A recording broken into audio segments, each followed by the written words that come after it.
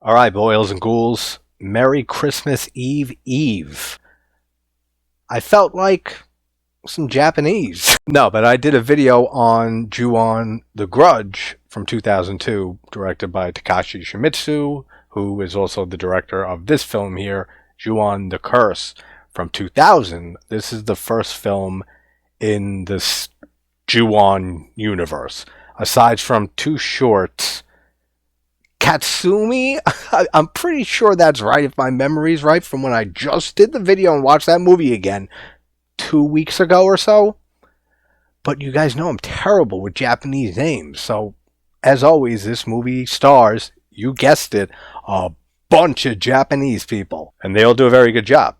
But I'm pretty sure the kid who plays Toshio in this movie is a different actor than the kid who plays him in Juon the Grudge. Different kid here in The Curse.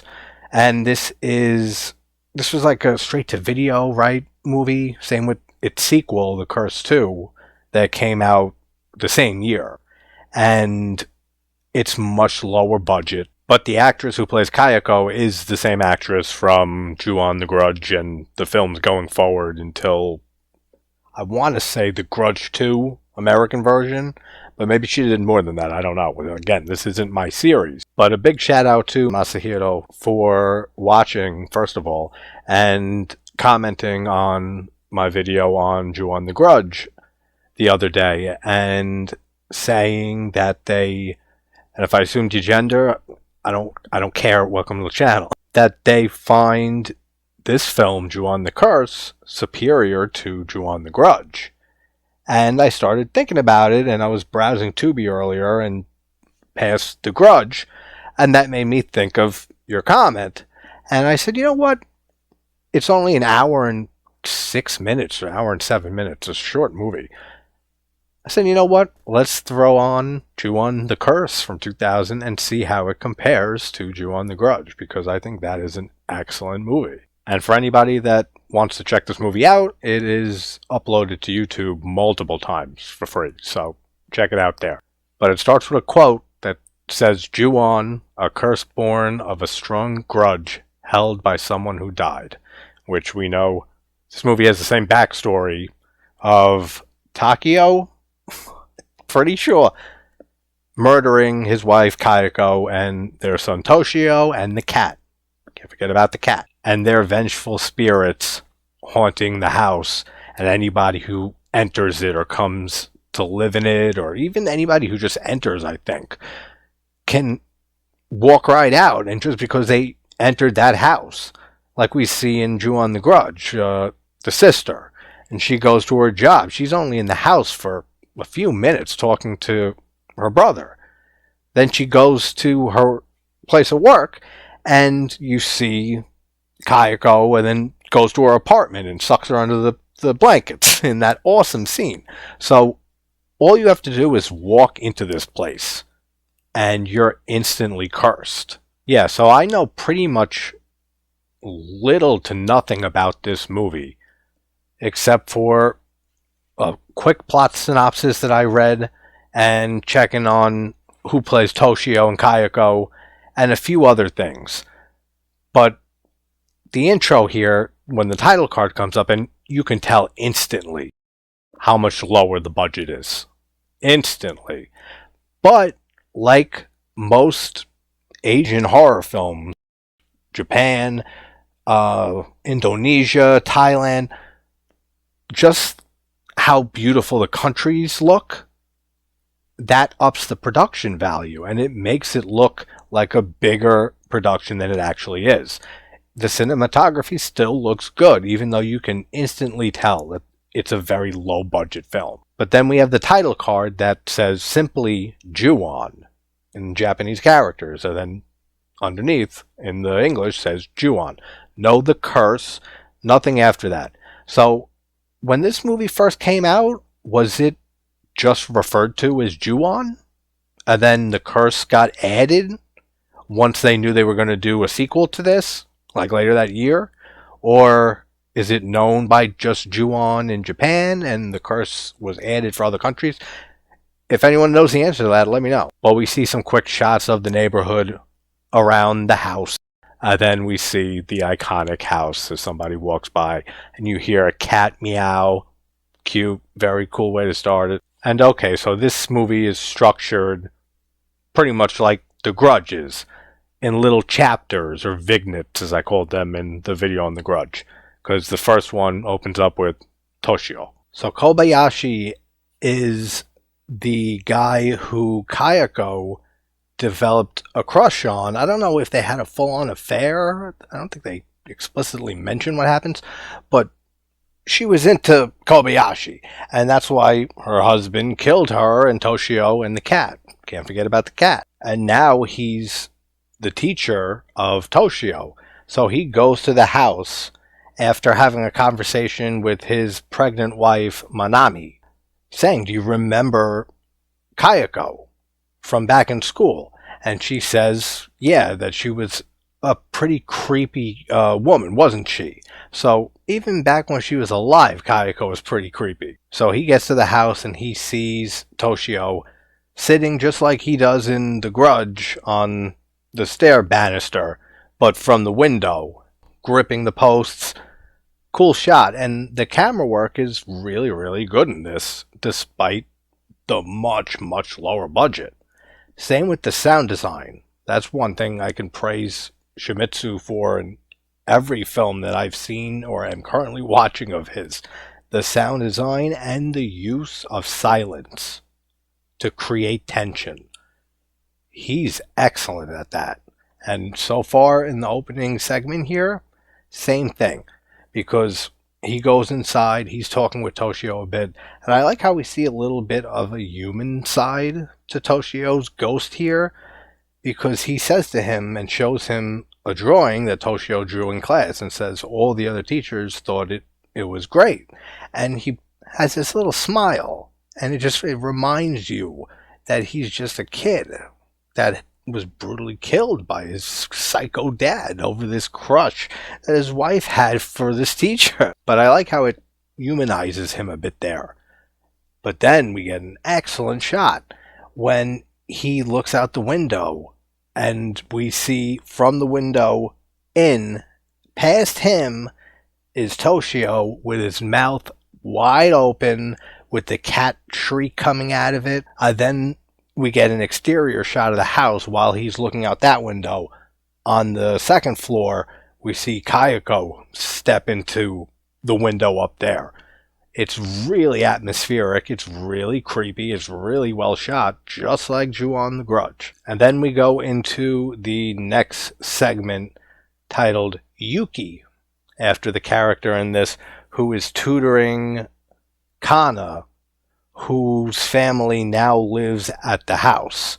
So they're all fucking targets now. So Kana ends up realizing and freaking out that she forgot to feed the rabbits at school. So she runs off.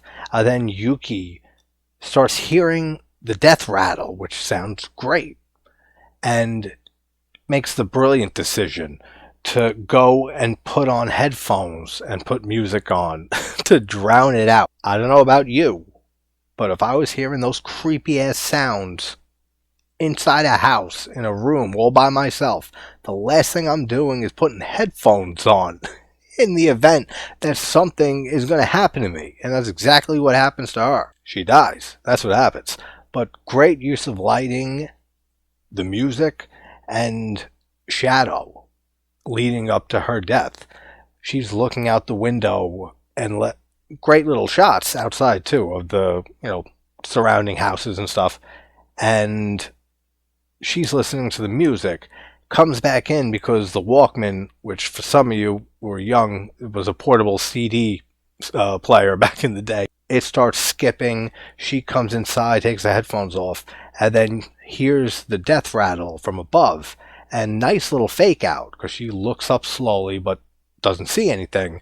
And then she panics, runs out of the room into a different room. And when she leaves that room and enters the hallway, it's like pitch black. And you can only see her shadow. I love how it's lit. And then she sees a cat, which she mentioned earlier, that she hates those things. So she goes into another room to try to get away from the cat. And the cat follows her and then jump scares her. So she jumps into the closet, which has the attic right above it. And great, like Sam Raimi-esque Evil Dead zoom in quickly camera work here, where she hears the death rattle from above in the attic, and she goes and slowly looks up, and she has a lighter, doesn't light it yet. And we see a POV shot that pans in quick, like Kayako's rushing at her, and you just see the hair. Then she flicks the lighter, and great shot of Kayako's face, right up in her face. And then she gets dragged up into the attic. Great. Like, everything I'm seeing so far is on the same exact level as The Grudge, with a much lower budget. So it's a lot more impressive, actually. Oh, and the kid who plays Toshio in this, like I said, you could tell instantly upon seeing him for the first time in that first segment that it's a different actor. It's a different kid than Juon the Grudge. It's not Grudge Toshio, if you will, unless you think they're all the same, which shame on you. As always, this movie stars, you guessed it, a bunch of Japanese people. Then the next titled segment, Mitsuo, where we meet Tamura Mitsuo, whose boyfriend is Tsuyoshi, who is the brother of Kana, who live at the house now. The atmosphere is so good in this movie. Like, it might rival The Grudge. So far, this is pretty much on the same level as The Grudge. The Grudge just might have more iconic shots for me, and I'm sure a lot of that has to do with nostalgia, but from a technical standpoint and camera work and the lighting and the directing and all of that, this is on pretty much the same exact level as Juon the Grudge. Again, excellent sound design. Tamura is in one of the classrooms and the electricity goes out and she's on the phone. She loses the phone call and she looks under one of the desks and you see feet run by, and this sound effect of the footsteps echoing sounds so crisp, it sounds so clear. The sound design is excellent for such a low budget film. I mean, it's very impressive watching this after being so used to The Grudge and to a lesser extent the American remake, which I said I'm not a big fan of. But it's definitely a very interesting take on this story so far. Then she gets a call on her phone from number 444444, the title of the other short that he did before this. So that now that makes sense, the name of that movie. And she's looking around the room and she hears the cat sound come out of the phone while Toshio is right behind her doing the open mouth cat screech. It's hard to say that. Open mouth cat screech. And she dies. But great shot to end that when he's doing the cat meow. It zooms in quickly on his eyes and then into his open mouth, and then cuts to the next title sequence. It's titled Kana, and the detectives find the mutilated corpse of the other student who was supposed to help Kana feed the rabbits at school. And her body, the detective says that the body has the remains of rabbits like mixed in with the pulverized body. It's gnarly. You don't see any of it. It's just from him describing it, like the mental image it gives you. And then they mention that they found a human jaw as well. And then we go back to Kana's house, and her mom is on the phone, and she ends up hearing a sound, and she goes to the iconic stairs and sees bloody footprints. And then we get a quick shot of somebody going around the corner of the stairs. And then she sees Kana from behind, and at first she doesn't know who it is. The effect here might look a little hokey, but I think it works really well with the tone and feel of the movie. I think it looks really good. She turns around, Kana, and she's missing her jaw. It's been ripped off, and she's covered in blood. You see a lot more in this movie than in The Grudge, which I think I said in that video rewatching it that you only see it at the end when Kayako's coming down the stairs. She's covered in blood. I think that's the only time you see any blood in The Grudge. So you already see a lot more in this. And then we go to the next one titled Ayako. Kayako? Drop the K. Ayako. Alright, I was so confused for a bit. Just like The Grudge, this is such a confusing movie. We're back with Kobayashi with Toshio at the house. Toshio disappears. He ends up going upstairs to Kayako's room and finding like her journal and reading how she felt about him. Damn, man, I did not expect this movie to go where it goes here. This is pretty fucking cool and disturbing. Takeo calls Kobayashi from Kobayashi's house, where his pregnant wife, I don't know why I quoted, she is indeed pregnant, or was. From earlier, me too. So, is Takeo alive in this? Because from what I remember in The Grudge, the backstory was he killed himself after killing his family. So, is this before he killed himself? Or is this Takeo's ghost that's doing this and calling him? Because what he does, he calls him and he says, come meet your kid. It's a girl. And starts laughing, and you see Takeo there with the fetus that he cut out of Manami. Man, I did not expect it to go there. It's great. Like this is a much more raw feeling version of The Grudge. Like a template for sure, but I feel like, yeah, I can see why people find this one superior for sure, because this one has that feeling to it, that raw feel that The Grudge may feel a little streamlined, and cutting out that type of disturbing content. That I could see for sure. I mean, this movie's definitely the more disturbing one. And I keep saying, for such a low budget, it's done really, really well. That shot of Toshio holding the phone with his mouth agape, and then the phone drops from his hand, that is probably my favorite shot in this movie. That's so creepy. Then Kobayashi starts to hear sound coming from upstairs. Alright, I gotta hand it to this movie. Kayako comes crawling down the staircase, just like in Juon the Grudge. It is done 1,000 times better in this movie. Seriously. Again, I can't praise the fucking sound design enough in these movies, but this is so good. The sounds that she's making, and the way that she's moving, and the way that the camera films her, and the cuts and edits to it, it's done so much better. And Toshio holding the phone again with the... So then we get to the, I'm guessing, last segment called Kyoko.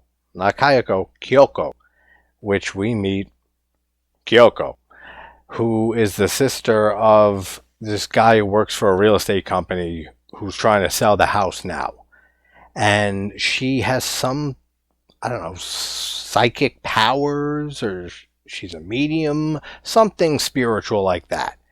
And she immediately gets a uneasy feeling from the house. So Kyoko goes upstairs and she briefly, I mean, I couldn't even really see it, sees Kayako creeping from outside a corner. And she races downstairs to her brother and says, do you have any sake in this house?